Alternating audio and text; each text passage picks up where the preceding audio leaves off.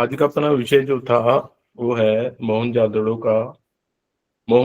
का बुद्ध स्तूप। इसके बारे में कुछ आश्चर्यजनक तथ्य हैं, मैं आपके सामने पेश करता हूँ। देखिए, हमारा जो भारत का इतिहास है, जो हमें क्लास में पढ़ाया जाता है या जो हमने अब तक हमें पढ़ाया गया है या जो हमें समझाया गया है, उसमें ये कहते हैं कि हमारा जो इतिहास है ये सिंधु सभ्यता से शुरू होता है। अब सिंधु सभ्यता जो है, मैं इसको सिंधु साम्राज्य बोलता हूँ, क्योंकि यह सिर्फ जो है एक दो शहरों तक सीमित नहीं है, एक दो जगह तक सीमित नहीं है। ये इधर आप ये लगा लीजिए, एक सरहद इसकी शुरू होती लगती है इधर अपने ईरान के साथ, और दूसरी इधर लगती है बर्मा के साथ। ऊपर है अपना क्या, कश्मीर से भी आगे मतलब खोतान तक लगा के, और नीचे केरल तक, यानी जिसे हम भारतीय प्रायद्वीप बोलते हैं, इंडियन सब कंटिनेंट बोलते हैं। ये इतना बड़ा साम्राज्य था, और इस साम्राज्य पे यानी कि एक ही सत्ता थी, एक ही किस्म की सत्ता थी। हो सकता है एक राजा हो, बाकी जो है यानी सम्राट हो, उनके नीचे छोटे छोटे अलग से राजा हो, और इनका सभी का खान पान और रहने सहने का ढंग एक जैसा है बिल्कुल। तो उसी में क्या है कि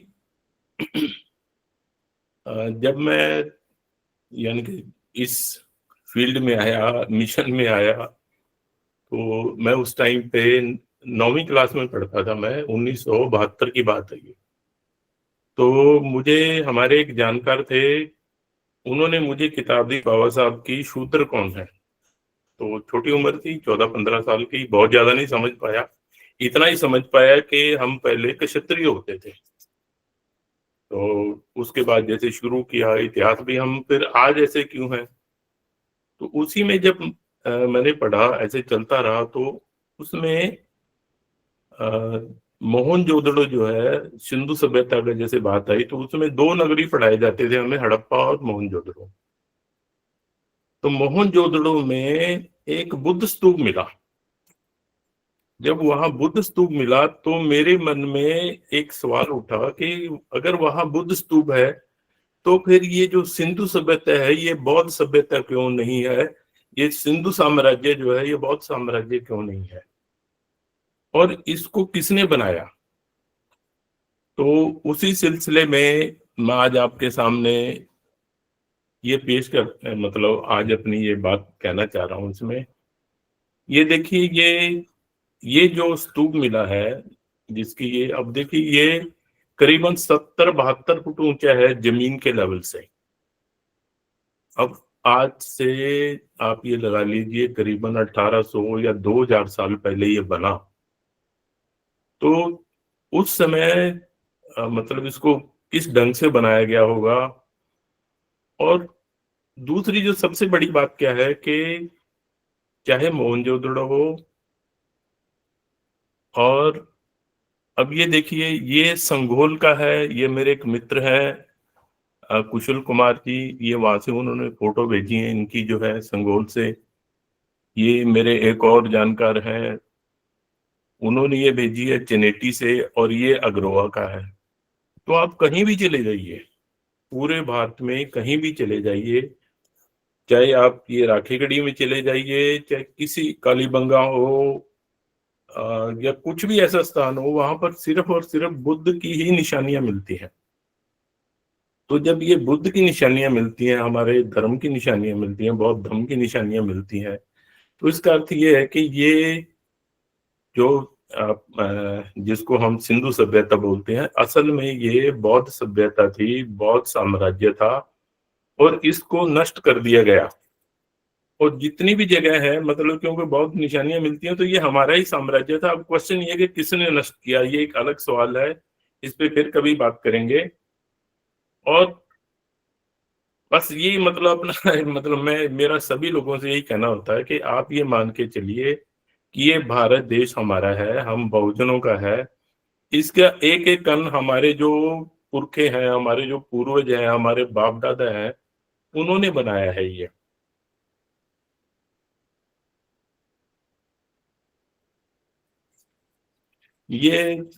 जो बुद्ध स्तूप है, ये मैं समझता हूँ कि ये पूरा जो है ये पूरा एक बुद्ध विहार था ये। इसके बीच में स्तूप बना हुआ है। स्तूप वो होता है जहां पर तथागत बुद्ध की जो है अस्थियां रखी जाती हैं।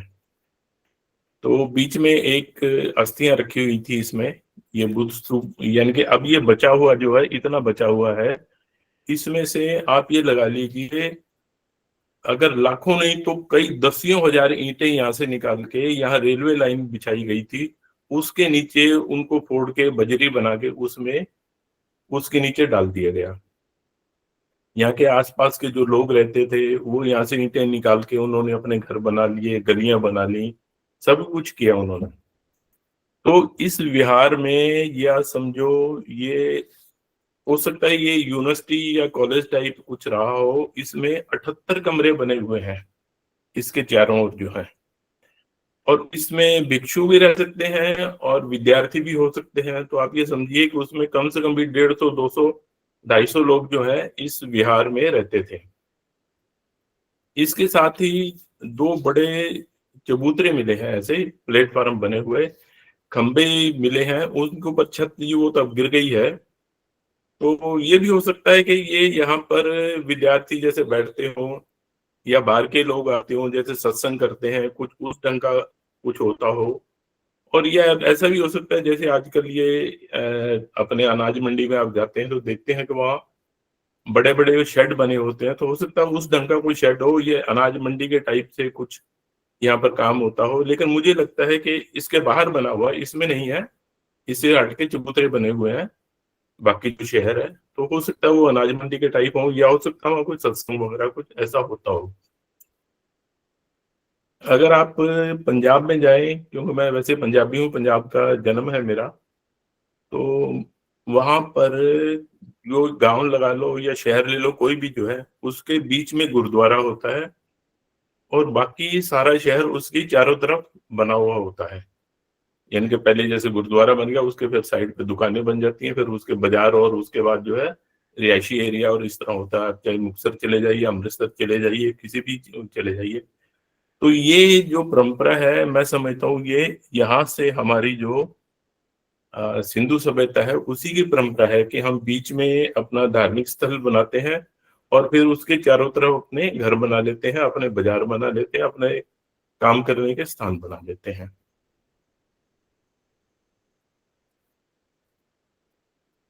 ये मोहनजोदड़ो का जो है ये नक्शा है।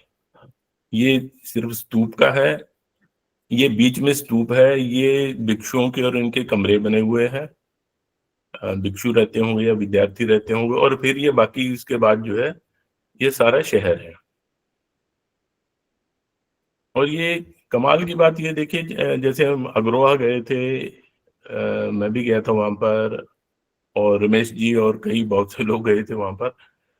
तो ये बिल्कुल एक लाइन में, एक सिमेट्री में एक बना होता है, इसमें उबड़ खाबड़ जैसा कुछ नहीं होता कि किसी ने कमरा आगे बना लिया, किसी ने पीछे बना लिया, ऐसा नहीं है। बिल्कुल एक जैसे आर्किटेक्ट डिजाइन बना के देता है, बिल्कुल उसी ढंग से ये बने होते हैं। तो ये बिल्कुल बहुत मतलब ये आश्चर्य होता है मुझे कि आज से 2000, 2500 साल पहले हमारे लोग जो थे वो इस ढंग से रहते थे। अब जैसे क्वेश्चन ये है कि जैसे बहुत से लोग क्या करते हैं इसको, या जैसे वो फिल्म बनी थी मोहनजोदारो, या लोग जो है इसको मोहनजोदड़ो ऐसे करके दाड़ो करके बोलते हैं। एक्चुअल में मोहन का अर्थ होता है, ये सिंधी भाषा का शब्द है, क्योंकि ये सिंध प्रांत में मिला था। तो ये स्तूप जो है इसको नष्ट कर दिया गया था, तोड़ दिया गया था, और यहाँ के जो भिक्षु जो थे या विद्यार्थी जो थे उनको मार दिया गया था। और ये एक अटैक में हुआ था, ये एक बार में नहीं हुआ था ये। तो इसलिए यहाँ के जो लोग थे, मोहन का अर्थ होता है मुर्दा या लाशें, जो का अर्थ होता है का, जैसे राजस्थानी भाषा में रो करके बोलते हैं, जैसे रामदेव जी रो मंदिर, इस तरह करके ना वो रो बोलते हैं। तो ये का होता है, ये अपने सिंधी भाषा में जो है का के लिए बोला जाता है। दड़ों का मतलब होता है ढेर। मैं क्योंकि पंजाब में रहा हूं, तो वहां जब कपास के ढेर लगते थे तो पंजाबी में उसको दड़ा बोला जाता था। भाई हमने दड़े लगा दिए जो वहां पर जो है ना। तो ये असल में इस शहर का नाम नहीं है, ये इस जगह को दिया गया नाम है कि जहां लाशों के ढेर लगे हों, वो जगह जो है, जैसे शमशान घाट बोलते हैं या जैसे हम हड्डा रोड़ी बोलते हैं, तो ये इस जगह को नाम दिया गया था कि यहाँ पर इतनी लाशें थी कि लोग इसको मुर्दों का शहर कहने लग गए थे। सिंधी भाषा में इसको मोहनजोदड़ो कहते हैं। अब क्योंकि इसकी खुदाई जो है अंग्रेजों ने की थी, अब अंग्रेजों के लिए इसको ढूंढना कि ये नाम क्यों पड़ा, उन्होंने, लोग वहां मोहनजोदड़ो बोलते थे तो उन्होंने इसको मोहनजोदड़ो कहना शुरू कर दिया। अब देखिए, इसकी जो लिपि वहां मिली है उसके बहुत से लोगों ने पढ़ने की कोशिश की है।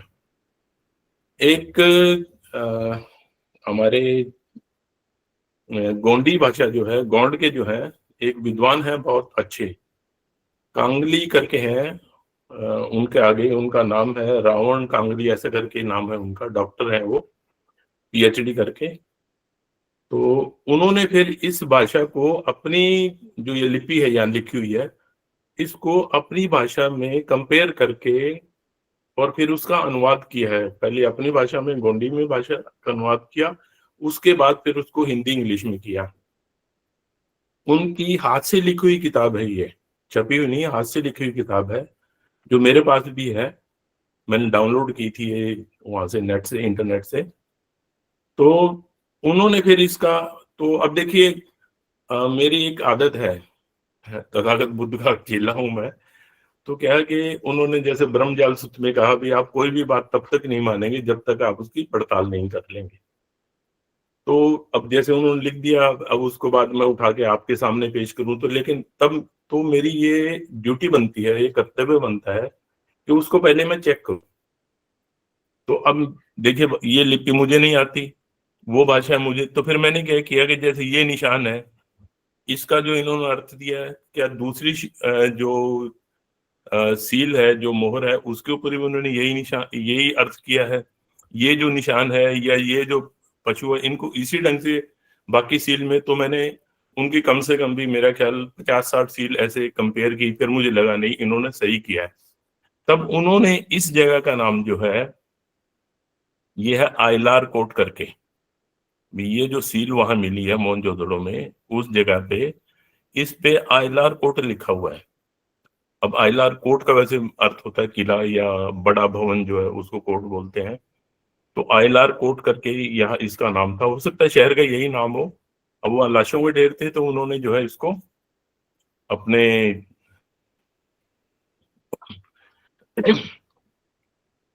मोहनजोदड़ो कहना शुरू कर दिया।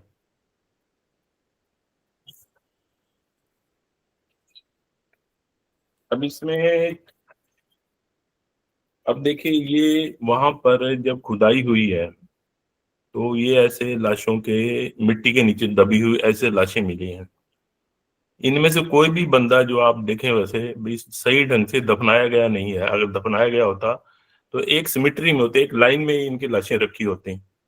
अच्छा, हो सकता है बाहर लाशें और पड़ी हों, उनको चील कौवे खा गए हों, गिद्ध खा गए हों, जो भी है, कुत्ते या जो भी जानवर वो खा गए हों। तो अब ये कब हुआ? तो बनते ह्यूनसांग जब आए, उन्होंने इसका टूट तोड़े जाने का कहीं कोई जिक्र नहीं किया है। और मैं हर बार यही कहता हूँ, इसका जो हमारे बुद्ध धर्म का यहाँ से नाश हुआ, हमारे जो बौद्ध धर्म के जितने भी इमारतें तोड़ी गई, ये 8वीं सदी में, 9वीं सदी में तोड़ी गई है। और ये हूण जो है उन्होंने किया है, वैसे ही है। अब इसका इतिहास थोड़ा देख लेते हैं कि स्तूप बनाने का इतिहास क्या है। अब जो जैसे इतिहास में पढ़ाया जाता है कि सिंधु सभ्यता जो थी वो अब से कोई 3500 या 5000, यानी कि 3500 बीसी या 4000 बीसी में स्टार्ट हुई थी। तो हमें क्या पढ़ाया जाता है कि 1500 साल पहले, या यानी कि बीसी में अब से 3500 साल या 4000 साल पहले आर्य लोग घोड़ों पर बैठ के आए और यहाँ के जो लोग थे वो इन्होंने इतनी बड़ी सभ्यता तो बना ली, इतना बड़ा साम्राज्य तो बना लिया, लेकिन वो बेवकूफ थे, उनको यही नहीं पता था कि हम अपनी रक्षा कैसे करनी है। तो ये जो लोग घोड़ों में बैठ के आए, इन्होंने जो है इस सभ्यता को नष्ट कर दिया, यहाँ के लोगों को गुलाम बना लिया, उनको शूद्र बना दिया, वगैरह वगैरह, हमें ये पढ़ाया जाता है। लेकिन इसमें जो जिन लोगों ने इसको खोज किया, वो कहते हैं कि ये स्तूप जो है सम्राट कनिष्क ने बनवाया या उनके समय में बनाया गया था। सम्राट कनिष्क हुए दूसरी सदी में। इसका अर्थ ये है कि दूसरी सदी में, यानी कि 200 ईस्वी में, ये जो स्तूप है ये बिल्कुल कायम था, उस समय बना था ये। तो देखिए, अगर हमारी सिंधु सभ्यता पहले ही नष्ट कर दी गई होती, तो ये कैसे पॉसिबल था कि एक टूटे हुए शहर में, एक उजड़े हुए शहर में, कोई राजा या कोई भी आदमी वहां जाके एक बुद्ध स्तूप बनाएगा, जहां पर यानी कि उजड़ चुका है जो शहर, उसमें कोई भी जो है ना बुद्ध स्तूप नहीं बनाएगा। ये तो बसता हुआ शहर था, तब उन्होंने ये जो है यहाँ पर बुद्ध स्तूप बना। अब मुझे जो बहुत बार जिसे आपको खुंदक आती है, थोड़ा गुस्सा भी आता है इस बात पे, 1922 में या 1920 से लेकर 22 तक यहाँ की खुदाई, एक मिस्टर बनर्जी थे, एएसआई के, यानी के आर्कियोलॉजिकल सर्वे ऑफ इंडिया के वो अधिकारी थे, वो उन्होंने ये इसकी खुदाई की और वो बोले कि ये बुद्ध स्तूप है। जब उनको ये पता था कि ये बुद्ध स्तूप है, तो उन्होंने अपनी किताब में या कहीं भी, या उनके और जो लोग थे, उन्होंने ये दावा, उन्होंने ये यानी कि इसका खुलासा क्यों नहीं किया, इसको हमारी इतिहास की किताबों में बताया क्यों नहीं कि ये तो देखो जी, बुद्ध बौद्ध सभ्यता है, बौद्ध साम्राज्य है, यहाँ पर बुद्ध का स्तूप मिला है, तो ये तो बौद्ध साम्राज्य। लेकिन किसी ने भी इस पे हमें, अभी हमें जब आज तक की किताबें जो है उनमें यही पढ़ाया जाता है कि एक मोहनजोदड़ो है, एक हड़प्पा है, और कहीं थोड़ा बहुत करके पढ़ा देते हैं तो वो एक इसमें अपना लोथल पढ़ा देते हैं, भी ये जो वहां बंदरगाह थी लोथल की, और ये दो शहर मिले हैं। अब जो ये यहाँ पर अपना हरियाणा में ये मिला है अभी, तो अब इसको क्या करते हैं, जितने भी अखबार और ये लेते हैं, इसमें इसको महाभारत काल से बताते हैं, ये महाभारत काल का है जी, यहाँ पर पांडव थे, ये थे। तो चलिए हम इस विषय में नहीं जाते, ये जो इतिहास की जो तथ्य हैं, जो फैक्ट्स हैं, वो ये बताते हैं। आप वहां भी जाएंगे, क्या है इसका, राखी गढ़ी है जी, राखी गढ़ी। राखी गढ़ी, हाँ सॉरी, मैं वो दिमाग से निकल गया। राखी गढ़ी जो है, आप राखी गढ़ी में जाइए तो वहां भी बुद्ध की ही निशानियां मिलेंगी आपको। देखिए, एक जो खास क्या है इसका, इसमें मिट्टी के बर्तन है। मैं कई बार, जैसे मैं लिखता हूँ कि जो आपके खाने पीने के बर्तन होते हैं, वो आपकी सभ्यता संस्कृति को दर्शाते हैं। वो जस्ट एग्जांपल के तौर पे बता रहा हूँ कि जैसे मुस्लिम जो है वो मांस खाते हैं, अब उनके जो बर्तन हैं, वो जो लोग हम बौद्ध हैं या जो हिंदू जो हैं जो मांस नहीं खाते, उनके साथ कभी भी मैच नहीं करते। वो इतने इतने बड़े जो उनके कढ़ाई और वो है, वो आपको नहीं मिलेंगे। आप वहाँ जो सिंधु सभ्यता है, सिंधु साम्राज्य है, आप चाहे ये अफगानिस्तान से ले लें, तक्षशिला से ले लें, इधर अपने मोहनजोदड़ो से ले लें, आप वहाँ नीचे बिल्कुल साउथ में खिजाड़ी करके है, वहां चले जाएं, केरल में, इधर बंगाल में बर्धमान है, वहां तक आप कहीं भी चले जाइए, आपको वही बर्तन मिलेंगे। जब वो बर्तन मिलते हैं तो इसका अर्थ यह है कि हमारी एक संस्कृति थी, और एक संस्कृति क्या है, वो बौद्ध संस्कृति थी हमारी। तो ये सारा हमारा साम्राज्य था ये। अब इसको जो, इसका जो है बनाने का, इसमें उन्होंने ये लिखा कि इसको जो है बीच बीच में जैसे टूटा ये, और फिर क्या है, इसको 6 बार बनाया गया था। अब जो इसका ऊपर गुंबद है, उसके अंदर कहीं कहीं प्लस्तर जो है बचा है, उस पे कहीं रंग से कहीं कहीं पेंटिंग कुछ, मतलब थोड़ी बहुत कुछ दिखती है, नहीं तो ऐसा लगता है भी हाँ इस पे ना पेंटिंग की हुई है। अच्छा, शुरू में जब बना था तो ये चूना और वो मसाला मिला के इस तरह से बनाया गया था, लेकिन बाद में जो है ये गारे की चिनाई है इसमें। तो इसका मतलब ये है कि ये तोड़ने के बाद जब नष्ट हो गया तो उसके बाद कुछ लोगों ने फिर इसको जो है दोबारा से थोड़ा ठीक-ठाक किया होगा, तो लेकिन उस समय पे हमारे पास इतना पैसा नहीं होगा, ये इतने साधन नहीं होंगे, तो हमने सिर्फ अपनी एक जो निशानी थी उसको बचा के रखा। अब ये जो इसका जो सबसे मुझे क्या बोलते हैं उसको, आश्चर्यजनक चीज़ लगी कि ये ज़मीन से 72 फुट ऊँची जो चोटी है इसकी, गुंबद के ऊपर तक का, ये 72 फुट का ऊँचाई है। अब वैसे चलिए आज हम साइंस के उसमें युग में आ गए हैं, हम बहुत कुछ जानते हैं। भई ये हमारे पास जेसीबी है, ये है, वो सब कुछ है, हमारे पास लिफ्ट है, जिससे हम सामान कहीं भी पहुँचा देते हैं। 72 फुट ऊँची जाके आपने और गुंबद बनाना, वो जो उस पे किस ढंग से वो पैड बंधी होंगी, क्या कुछ किया होगा, ज़रा एक कल्पना करके सोचें तो ये लगता है कि यार वाक़ई उन लोगों ने कमाल किया है जिन्होंने ये बनाया था। अच्छा, तो इसके है कि नीचे पहले 20 फुट का चबूतरा बनाया गया है, 20 फुट के ऊपर फिर जो है इसका जो है वो क्या गुंबद वगैरह वो बनाया गया है। नीचे से ऊपर जाने के लिए एक साइड में 60 सीढ़ियाँ हैं और दूसरी साइड में 63 सीढ़ियाँ जो अब भी मिली हैं उनको। हर सीढ़ी की ऊँचाई जो है 8 इंच की है, तो आप ये समझिए कि 40-42 फुट की तो सीढ़ियाँ हैं उसके ऊपर से अपना चबूतरे के ऊपर से फिर बाकी जो है वो गुंबद आ जाता है। और ये गुंबद का आकार जो है, इसका व्यास जो है यानी कि बीच में सीधी लाइन लगाएँ तो ये 33 फुट 6 इंच का है, साढ़े 33 फुट का। और ये मतलब जब मैं अपने सम्राट अशोक के समय के पढ़ता हूँ, ये जो अपना गंधार कला की देखता हूँ, जो यहाँ अपने सम्राट कनिष्क के समय की जो वास्तुकला देखता हूँ, उनके समय की बनी हुई चीज़ें देखता हूँ, तो तब मुझे ये लगता है, आज चाहे कोई कुछ भी कहे जाए कि भारत जो है हमारी वजह से विश्व गुरु बना, विश्व गुरु भारत जो है बुद्ध धर्म के कारण बना, बौद्ध संस्कृति के कारण बना, बौद्ध की जो इंजीनियरिंग थी उसके कमाल से बना। मैं आपको पहले ही बता चुका हूँ, वही याद बहुत से लोगों को अगर याद भी हो तो, जो दिल्ली का कुतुब मीनार है उसके बिल्कुल साथ में लोहे की एक लाट खड़ी है, अशोक लाट बोलते हैं उसको। वो पिछले 2300 साल बिल्कुल प्योर उसकी है, लोहे की लाट है वो।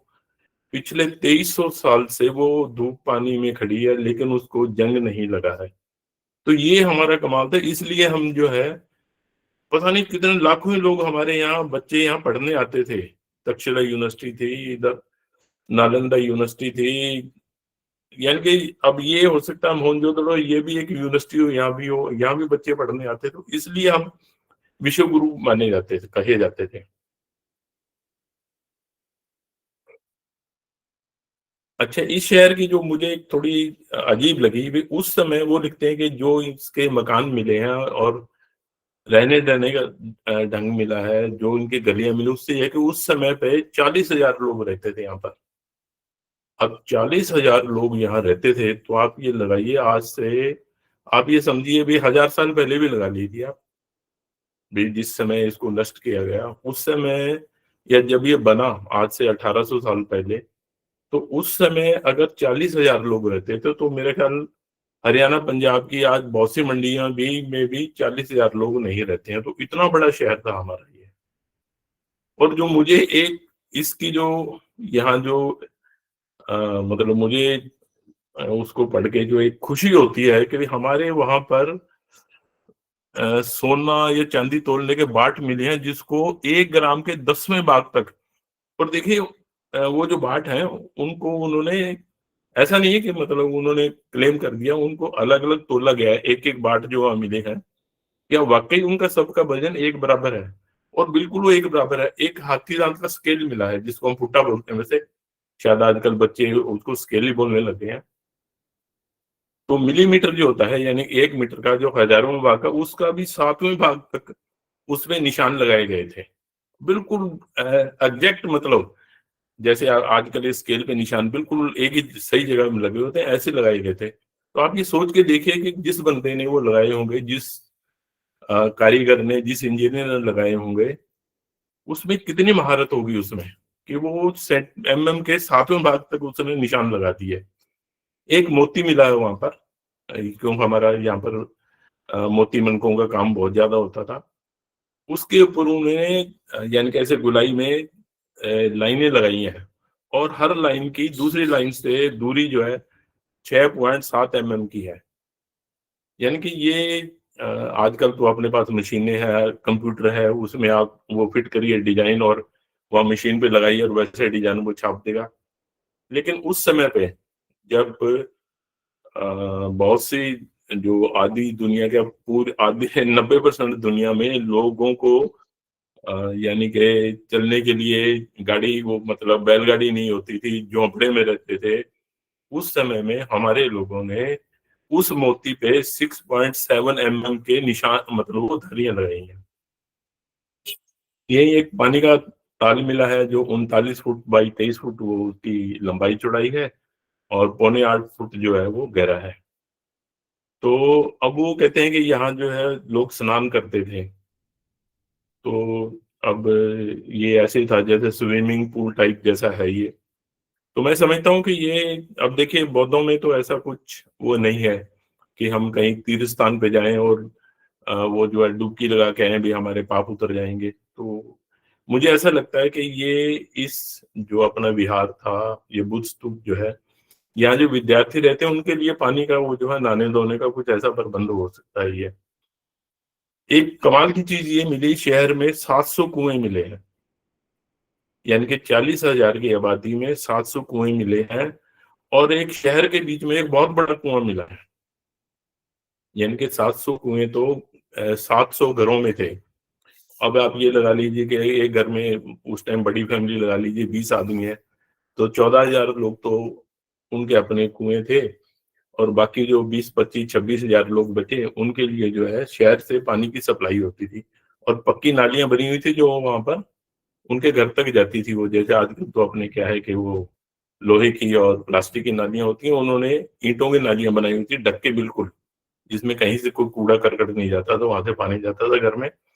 ऐसे उनके सीवर का सिस्टम था, जो वो टॉयलेट से जो पानी था वो शहर में आगे निकल जाता था। तो ये हमारा यानी कि विश्व गुरु कहलाए जाने का, यानी कि जब इन्होंने, अंग्रेजों ने ये खुदाई की इसकी, तो उनको सबसे बड़ी हैरानी इसी चीज की हुई कि आज से 2000 साल पहले, 1800 साल पहले इन लोगों के पास ये तकनीक थी, इनको इतनी अकल थी। तो अब जैसे ये है अपना, एक जो मैं अक्सर आप लोगों से कहता हूँ कि जब तक बाबा साहब का एक वो कथन व्हाट्सएप पे और यहाँ वहाँ बहुत से लोग बाबा साहब को कोट करते हैं कि जो कौम अपनी इतिहास नहीं जानता, वो अपनी, जो कौम अपना इतिहास नहीं जानती वो अपना इतिहास नहीं बना सकते। तो अपना इतिहास क्या है कि देखिए, 647 ईस्वी तक, जब से भारत बना है, 647 ईस्वी तक, और भारत में बौद्ध और बौद्धों के जो पूर्वज हैं उन्हीं का राज रहा है। इस बात को बिल्कुल मतलब मैं कहता हूँ पल्ले बांध लें, बिल्कुल गांठ बांध लें इस बात को, कि 647 ईस्वी से पहले भारत में कहीं भी किसी भी क्षत्रिय का, किसी भी ब्राह्मण का, किसी भी वैश्य का कोई राज्य नहीं था, सिर्फ और सिर्फ हमारा राज्य था। ये मैं दावे के साथ कहता हूँ इस बात को। वैश्य जो है वो अलग चीज है, एक वो यानी कि बहुजन समाज का हिस्सा थे। ये इतिहास की बातें हैं, ये फिर कभी आपसे बैठेंगे तो बताऊंगा मैं ये। अलबरू ने ये लिखा 1000 ईस्वी में कि वैश्य और चमार और इनका जो है आपस में रोटी बेटी का रिश्ता है। तो ये तो खैर वो है। तो ये इस बात को, अब ये मेरा कहना इतना ही है कि 647 ईस्वी तक, सम्राट हर्षवर्धन के अंत होने तक, भारत पे सिर्फ बौद्ध और बौद्ध जो पूर्वज हैं उन्हीं का राज था। तो अब मोहनजोदड़ो का जैसे ले लीजिए आप, ये उसका तो एक तो निशानी ये है कि वहां पर ये बौद्ध स्तूप है। अब उसके बाद क्या है कि वहां ऐसे एक उसमें, जैसे शुरू में मैंने कहा, वहां पर एक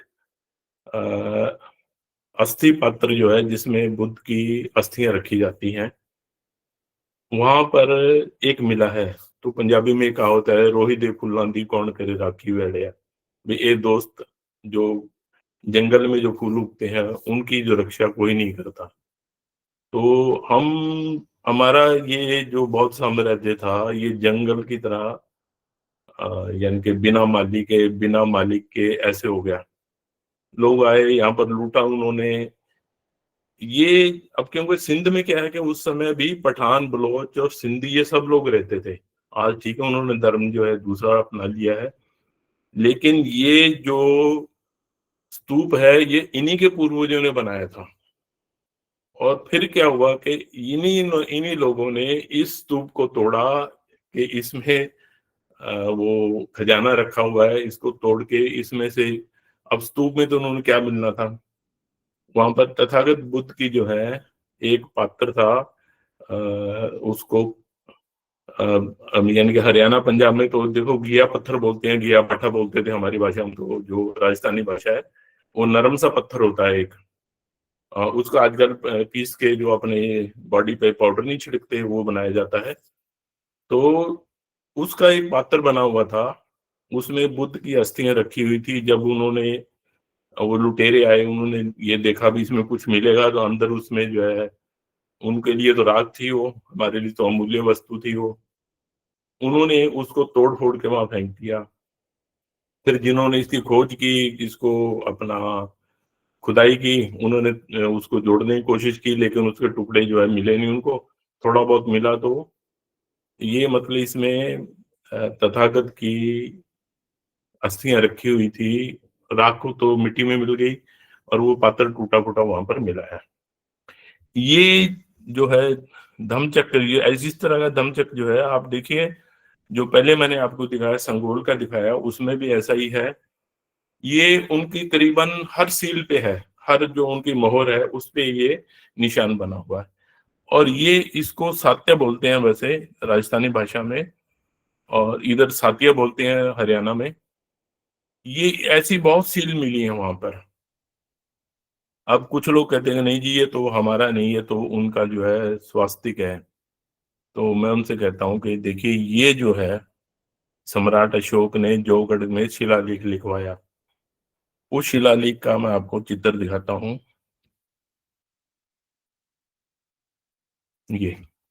ये जौगढ़ का शिलालेख है। उन्होंने, देखिए ये जो है, ये सात्या बनाया, यहाँ बनाया और यहाँ बनाया। ये त्रिशरण बनाया, ये त्रिशरण का निशान है, और इधर एक और यहाँ पर त्रिशरण का निशान है। तो अब देखिए, जो इसका जो अनुवाद करने वाले लोग थे, अब मैं नाम नहीं लेना चाहूंगा, तो दुख मुझे होता है, वो बोले ये तो ओम है, और यहाँ जो है ये भी ओम है। ये तो सम्राट अशोक जो थे वो तो वैदिक उनको मानते थे, ओम को मानते थे, ये ओम का निशान है, जबकि ये त्रिशरण का निशान है। ऐसे ही ये सत्य उन्होंने बनवाया था।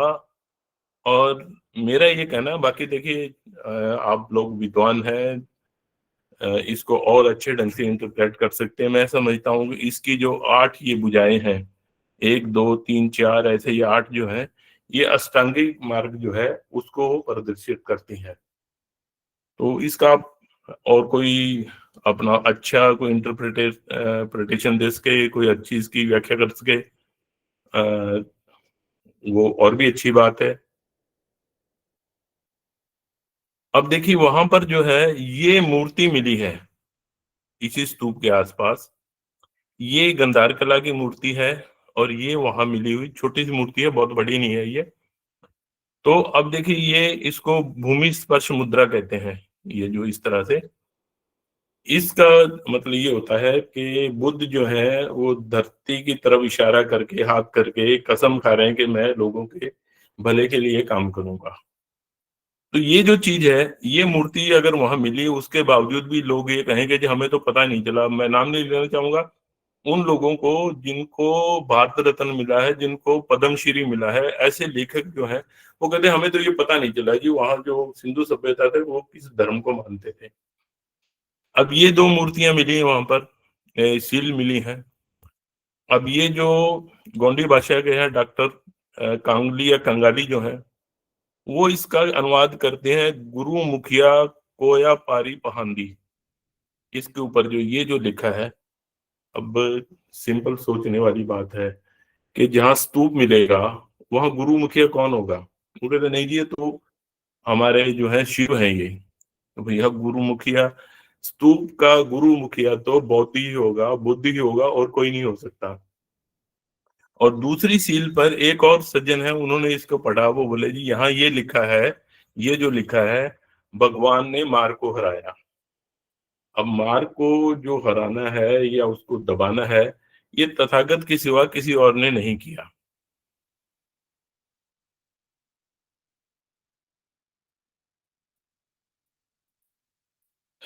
अब यहाँ पर एक, ये वहीं पर मोहनजोदड़ो में एक ये सील मिली है जिसके ऊपर, तो अब इसका नाम उन्होंने दे दिया कि ये जो है, जो वो जो बैनर्जी जैसे ब्राह्मण थे या और जो अंग्रेजी लेखक है, कि ये पुरोहित राजा है, प्रीस्ट किंग है ये। तो ये प्रीस्ट किंग नहीं है, ये बौद्ध जो है वो राजा है या कोई बौद्ध अधिकारी है वहां के, उनका है ये। अब देखिए इस बंदे ने जो भी ये होंगे, इन्होंने चीवर जैसा कपड़ा पहना हुआ है, ये ऐसे, ये कंधा खुला है ये, और बाएं कंधे पे ये जो इनका कपड़ा ये आया हुआ है। और ये क्योंकि फूलों वाला सा कुछ ऐसा है, तो हम ये मान सकते हैं कि ये कोई गृहस्थ आदमी है, लेकिन बुद्ध धर्म से प्रभावित है। ऐसी ये मूर्तियां मिली है, ये मैंने बहुत बनाई है। जब मैं छोटा सा था, 5 साल 10 साल का ऐसे, तो मेरे भाई बहन सभी हम बनाते थे ऐसी मूर्तियां।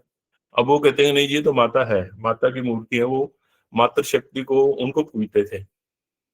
तो अब क्योंकि बुद्ध में कोई माता नहीं है, हम पूजते नहीं है, तो फिर वो माता कौन की, वो कहिए तो हमारे धर्म के जो है।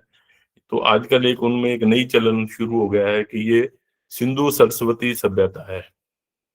तो मेरी रिक्वेस्ट यही है कि देखिए, ये हमारे पुरखों का बनाया हुआ भारत है, इसको संभाल के रखिए। इसकी जो हर चीज है, जो विरासत है हमारी, उसको संभाल के रखिए। अब गुरु रविदास जो है, उनका एक कथन है, हम बड़ कवि कुलीन, हम पंडित जोगी सन्यासी, ज्ञानी गुणी सूर हम दाता, यह बुद्धि कभी न नासी। अब जो मैं पीछे बता के आया हूँ, गुरु रविदास यही चीज कर रहे हैं। भाई हम कभी बहुत कुलीन लोग होते थे, हम पंडित थे, ज्ञानी थे, जोगी थे, योगी थे, सन्यासी थे, भिक्षु थे, ज्ञानी गुणी थे, हम सूर, सूर मतलब जो योद्धा होते हैं। और योद्धा देखिए, पूरी दुनिया में सिकंदर को विश्व विजेता कहा जाता है, लेकिन वो एक ही आदमी से देख के भाग गया था, लड़ने की हिम्मत ही नहीं कर पाया था। वो थे सम्राट चंद्रगुप्त के पिता, सम्राट धनानंद जो है, उनकी सेना देख के ही भाग गया था वो। तो ये जो गुरु रविदास कहते हैं सूर हम दाता, और दाता देखिए अनाथ पिंडक जैसे जो लोग हैं, अब वो उनसे बढ़ के दाता तो कोई और हो ही नहीं सकता। और बुद्ध जैसा दाता कौन होगा, जिन्होंने सब कुछ छोड़ के पूरी दुनिया को जो है अपना ज्ञान लुटा दिया। तो अब दूसरे देखिए, सम्राट कनिष्क जो है, ये हमें नहीं पढ़ाया जाता, ये कई बार दुख होता है हमें। सम्राट कनिष्क जो है, बौद्ध राजा है, उन्होंने भारत में बैठ के चीन के खोतान तक जो है ना, उस पे राज किया। चीन को जीता उन्होंने, खोतान तक का एरिया उनका, यानी कि आप ये लगा लिए 1/4 या 5वां हिस्सा समझो चीन का उन्होंने जीत लिया, और यहाँ भारत बैठ के उस पे राज किया। तो बस मेरा तो आपसे देखिए इतना ही निवेदन है, हाथ जोड़ के निवेदन है, जैसे भी समझे, बुजुर्ग समझे, जो भी समझे, ये मेरी है कि अपनी विरासत को, इसको बचा के रखिए।